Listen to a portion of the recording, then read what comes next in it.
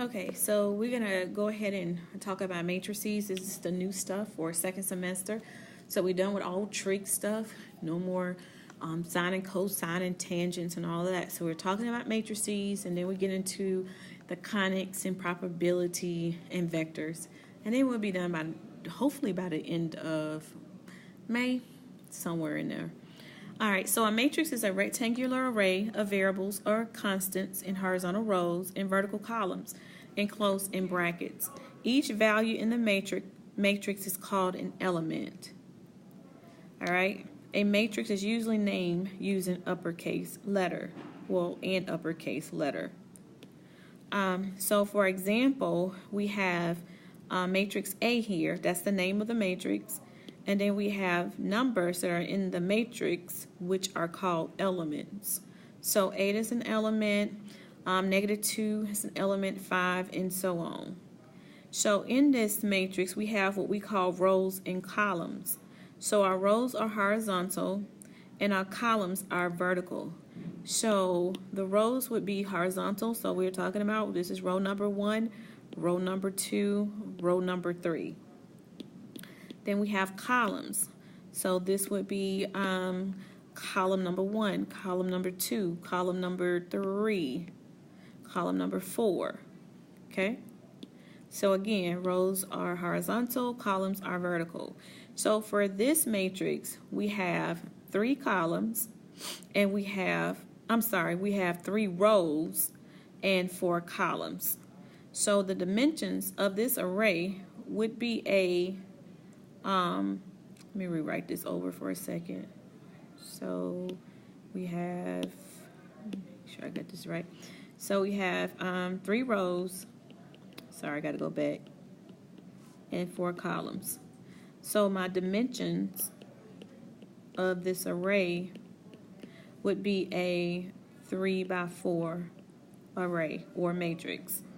All right.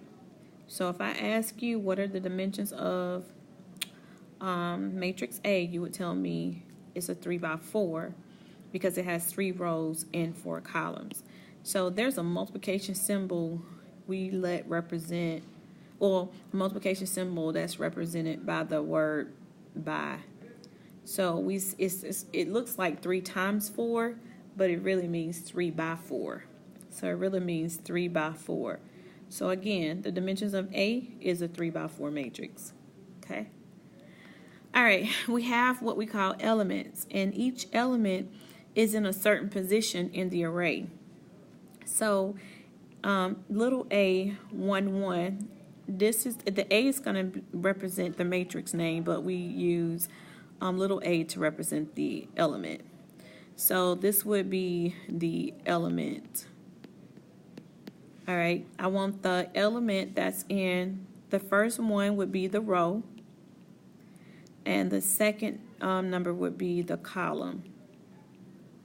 So I want the element that's in row 1, column 1. So I'm going to go to row 1, column 1 would be this way. So the element that's in row 1, column 1 is going to be 8. Okay, going to be 8.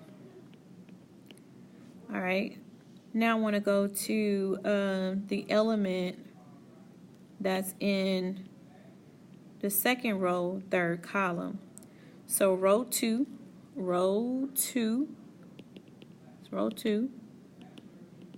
and then the column 3.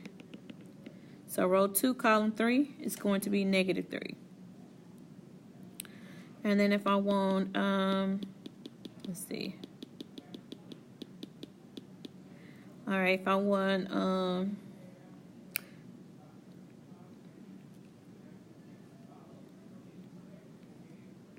let's see, how about row 3, column 4? So row 3 here, column 4 here, so that has to be 4. All right, so this just tells me these are the elements that I want to find that's located in the array. All right, that's pretty basic. All right, let's get to another example here. Or let's add and subtract matrices. All right, well, before that, let's talk about row matrix. Okay, a row matrix is just a matrix with one row. So we have number of rows would be 1. The number of columns would be 4. So the dimensions of this row matrix is a 1 by 4. All right, let's look at a column matrix. We have 4, 5, 6, 7 in one column. So we have 4 rows and we have 1 column. So our dimensions would be a 4 by 1 matrix. All right, for a square matrix, it has the same number of rows as the same number of columns. All right, so we have 2 rows. So we have rows, we have 2. We have columns, 2. So the dimensions would be a 2 by 2. That's a square matrix. It's going to be the same number of rows, same number of columns. All right. We can also have a 3 by 3 square matrix, as long as we have the same number of rows as columns. So you have 3 rows and 3 columns. All right. Last but not least, we have a zero matrix, and it's just a matrix of zeros. So we could have, that's a 2 row by 3 columns. So that could be a zero matrix. It could be a 1 column matrix, which you just have zeros. It can be a row of zeros. So it doesn't matter what type of matrix it is. It's just going to have a whole bunch of zeros inside the matrix, which would be the elements. All right, let's look at adding matrices. To add 2 matrices, they must have the same dimensions. So I want to know if I can add these 2. So I need to find the dimensions of A. We have 2 rows and 2 columns. And B, we have 3 rows and 2 columns. And I can't add those because the dimensions are not the same. All right, another example. What if I had 2, 5, 1, 0, and I had negative 1, 2, 3, 5. All right, so I can add these 2 because I have the same dimensions. So if I add these 2, then I'm going to add 2 plus a negative 1. Then I'm going to add a 5 plus a 2. I'm going to add a 1 plus the 3. So the elements that you're adding have to be in the same dimension, the same position as the one in the other matrix. And then I'm going to add 0 plus a 5. So I'm going to get 2 plus negative 1 is 1. 5 plus 2 is 7. 1 plus 3 is 4. And 0 plus 5 is 5. So the result would be 1745, which is also a 2 by 2 matrix. All right.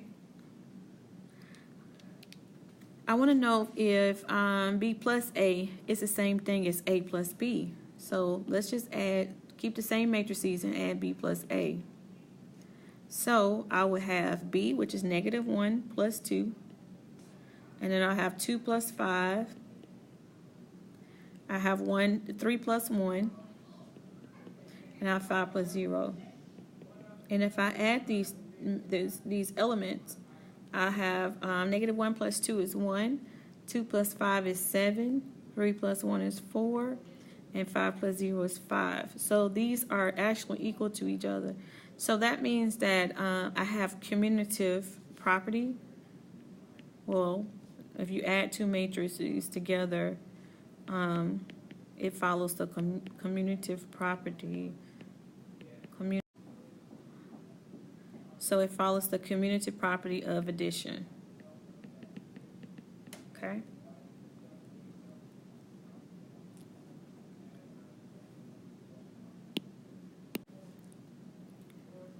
All right, I want to subtract 2 matrices. So I'm going to first start out with subtracting B from A. So I have 2 minus 2. I have 5 minus 5. I have 1 minus 1. and I have negative 3 minus 1. So if I subtract those, I get 0, 0, 1 minus 1 is 0, and negative 4. So that would be my answer, subtracting A minus B. Now I want to see if that's the same thing as subtracting B minus A. So it does matter which matrix you start with first for subtraction. So I start with my B matrix. I have 2 minus 2. I have 5 minus 5. I have 1 minus 1. And I have 1 minus a negative 3.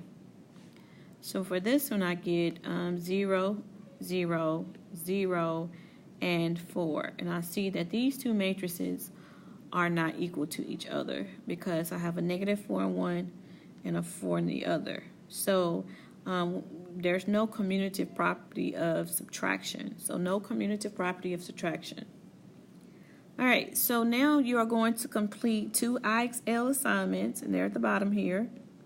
One is Algebra 1, and it's M3, and it's add and subtract matrices, and the other one is Algebra 2, and it's G3. You're going to add and subtract matrices. So I need these completed by the end of class today.